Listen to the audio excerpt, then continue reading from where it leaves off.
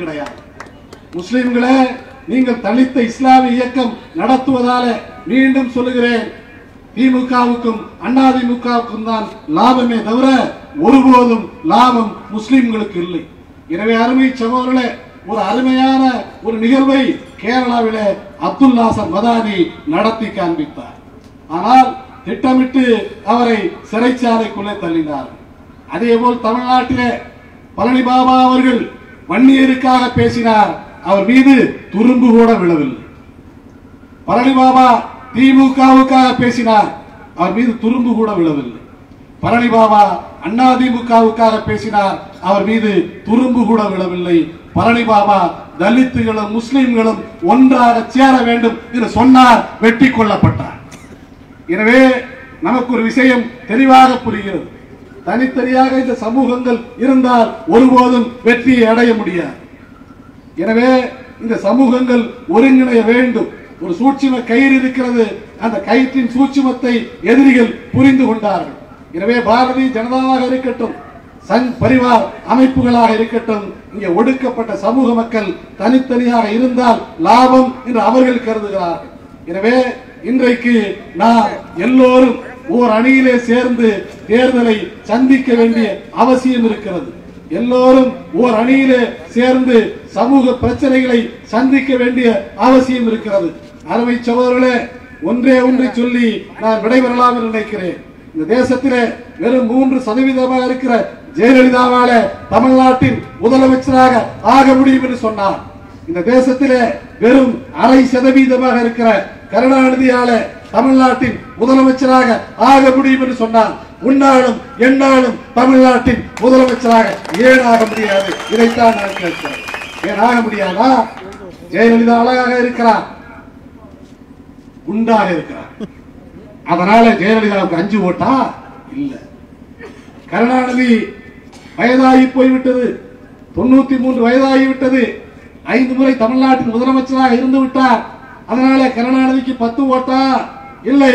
கருணாநிதிக்கும் 1 ஓட்டு தான், இங்க இருக்கிற அண்ணன் அனிபாவுக்கும் 1 ஓட்டு தான், ஜெயலலிதாவுக்கும் 1 ஓட்டு தான், இங்க இருக்கிற ஆதி திராவிடருக்கும் 1 ஓட்டு தான். எனவே இந்த தேசத்திலே ஒரு ஓட்டுக்கான சம மரியாதையை பாபா சாஹிப் அம்பேத்கர் 50 ஆண்டுகளுக்கு முன்பாகவே பெற்றுக் கொடுத்து விட்டார். எனவே இது அரசியல் சூதாட்டம், ஓட்டு சூதாட்டம். இந்த சூதாட்டத்திலேயும் நம்மளால வெற்றி பெற முடியும். இந்த அரசியலிலே இதை நிரூபிப்பதற்காகத்தான் தமிழக மக்கள் ஜனநாயக கட்சி இன்றைக்கு நம்முடைய அருமை வழிகாட்டி பழனி பாபா அவர்களுடைய 18வது ஆண்டு நினைவு நாள் நிகழ்ச்சியை நடத்தி கொண்டிருக்கிறது. தயவு செய்து கொண்டாடி கொண்டிருக்கிறது என்று எண்ணி விடாதீர்கள், நடத்தி கொண்டிருக்கிறது. இந்த பழனி பாபா அவர்களுடைய மறைவுக்கு யார் யார் காரணமாக இருந்தார்களோ அவர்களெல்லாம் நிச்சயமாக இறைவன் நாடினால் தமிழக மக்கள் ஜனநாயக கட்சி எதிர்காலத்திலே கவனித்துக் கொள்ளும் என்பதை மட்டும் இந்த நேரத்திலே உங்கள் நெஞ்சங்களிலே உள்ளே புகுத்தி விடைபெறுகிறேன். நன்றி. அஸ்ஸலாமு அலைக்கும்.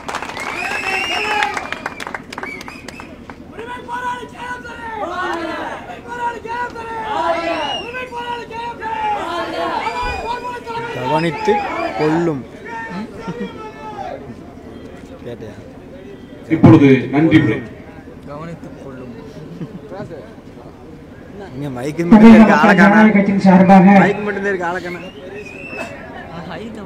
ஒரு நிமிஷம் இருக்கு, ஒண்ணு இல்ல. இந்த நிகழ்ச்சியை மிக சிறப்பாக நடத்துவதற்கு ஏற்பாடு செய்த காஜா மன்சூர் உள்ளிட்ட தமிழக மக்கள் ஜனநாயக கட்சியின் திண்டுக்கல் மாவட்ட நிர்வாகிகளுக்கு நான் மறந்திருந்தாலும் மீண்டும் நன்றி சொல்ல கடமைப்பட்டிருக்கிறேன். காஜாவுக்கு முன்னாடியே காஜாவுக்கு மன்சூர் உள்ளிட்ட அத்தனை சகோதரர்களுக்கும் என்னுடைய நன்றியை நான் தெரிவித்துக் கொள்கிறேன்.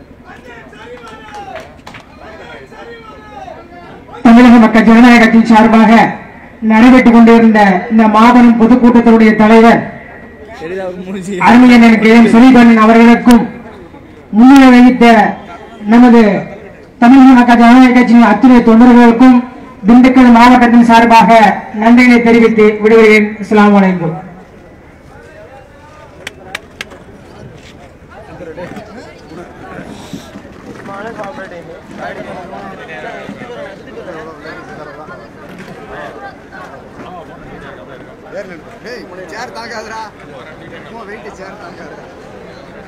வாகனத்தில் வந்திருக்கக்கூடியவர்கள்